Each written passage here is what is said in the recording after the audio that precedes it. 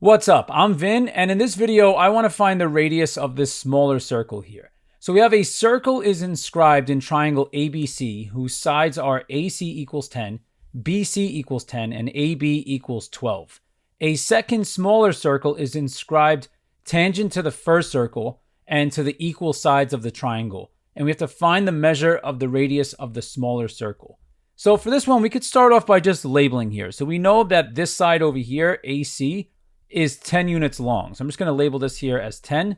And then we have BC is 10 units long as well. So right away, I noticed that this triangle that we're starting with is isosceles, which means we could probably make use of some symmetry here. And then we have the side AB at the bottom is 12 units long. But since we're in an isosceles triangle, what I could do is I could drop down the altitude from point C like this.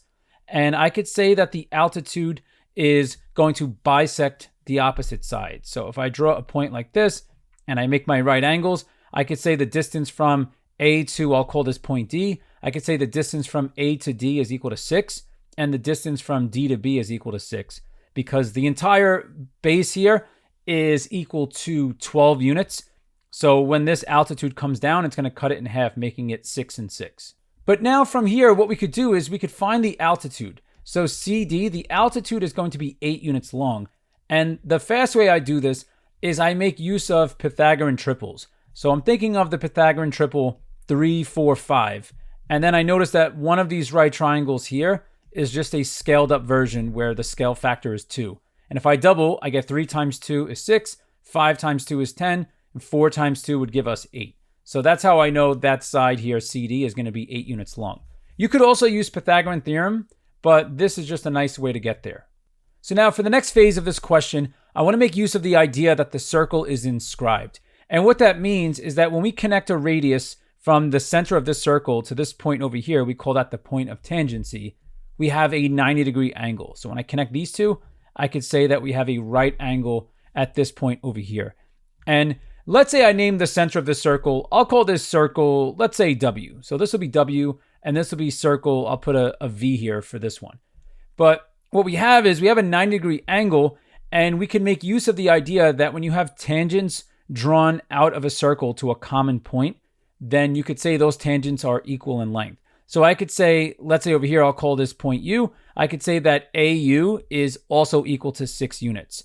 If I had to prove this, what I could do is I could draw in this segment over here and show that these two right triangles have the same hypotenuse because they're sharing a common side, and they have the same leg because both of these legs over here that I'm highlighting are the radii of the same circle. So these two right triangles would be congruent by a hypotenuse leg, so their corresponding sides would be equal in length.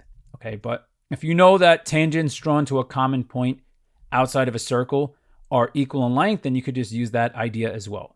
So now I'm just going to label things a little bit more. I'm going to call the radius of the big circle R1. And I'm going to call the radius of the small circle. We'll say that the radius of the small circle is R2. And our goal in this question is to find the length of the smaller radius, okay, or the radius of the smaller circle. So now what I'm going to do is I'm going to use Pythagorean Theorem, but I have to be very careful with how I set things up. So CW, I'm going to define, that's this distance from here to here.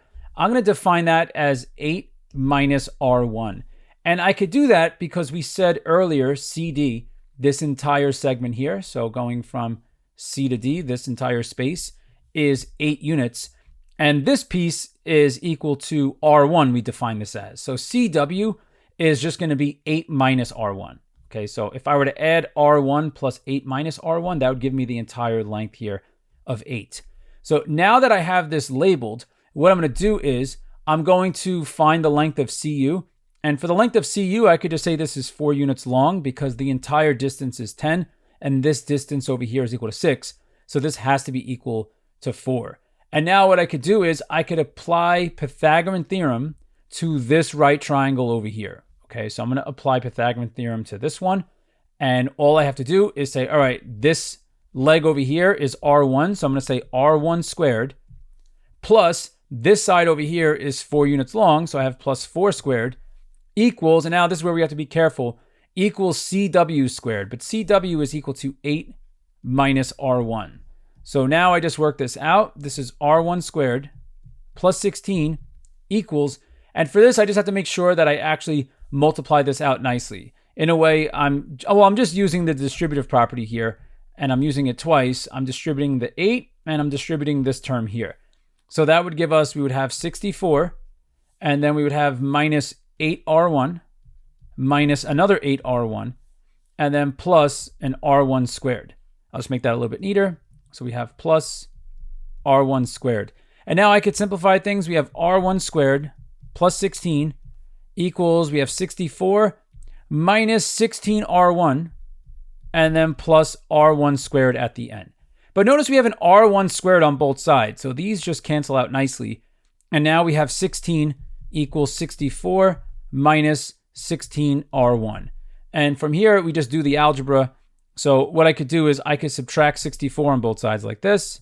So we have minus 64. And now we have negative 48 equals negative 16r1. Divide both sides by negative 16. And now we have the length of the bigger radius. We have r1 is equal to 3. So with this value, this opens up the question a lot. Because now, let's say I throw in another point over here. I'll call this, let's say, point G. I could say that r1 is equal to 3. So now I'll just go ahead and write this in. So we have r1 is equal to 3. So I'm just get rid of this here. So r1 is equal to 3, which means this segment over here is equal to 3.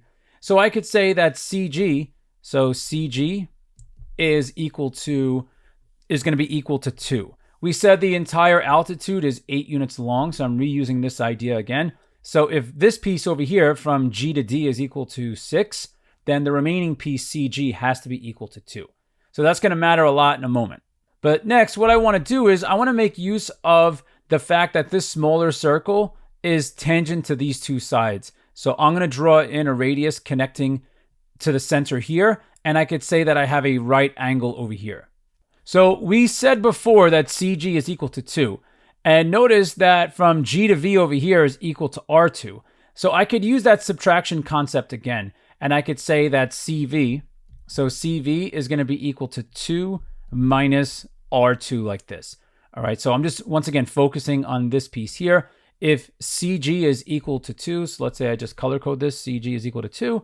That means this entire piece here is equal to 2. So if I want to define CV, I could just say 2 minus this R2 piece. And I have this segment over here going from here to here. Let's say, I don't know, I'll pick another letter here. So let's say I go with H. So I say from H to V is also equal to R2 because the radius of a circle doesn't change. Now what I could do, once I have this labeled, R2 is labeled here and CV is equal to 2 minus R2, I could use the concept of similar triangles here and set up a proportion. So what I'm going to do is I'm going to say CV over HV. So I'm going to go this side over here over this side over here. And I'm going to say then 2 minus R2 over R2 equals, and now I have to think about which triangle is CVH similar to. Well, this triangle is similar to CWU. The fast way to explain it is these two right triangles here share this angle at the top. They share angle HCV. So they have this angle in common, and they also have a right angle in common. So those triangles are definitely similar.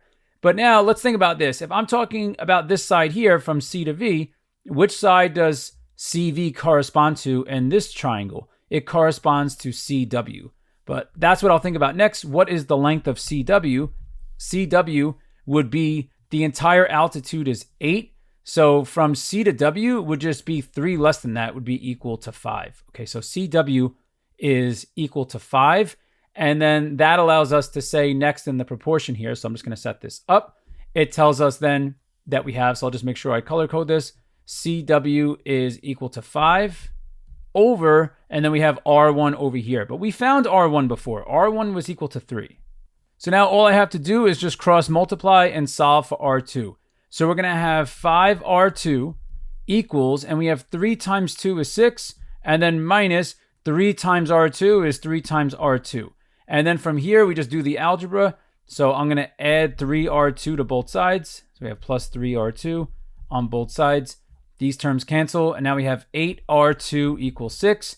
We divide both sides by 8, and this tells us then that R2 is equal to 6/8. But I could just reduce that to 3/4, and that's the radius of the smaller circle.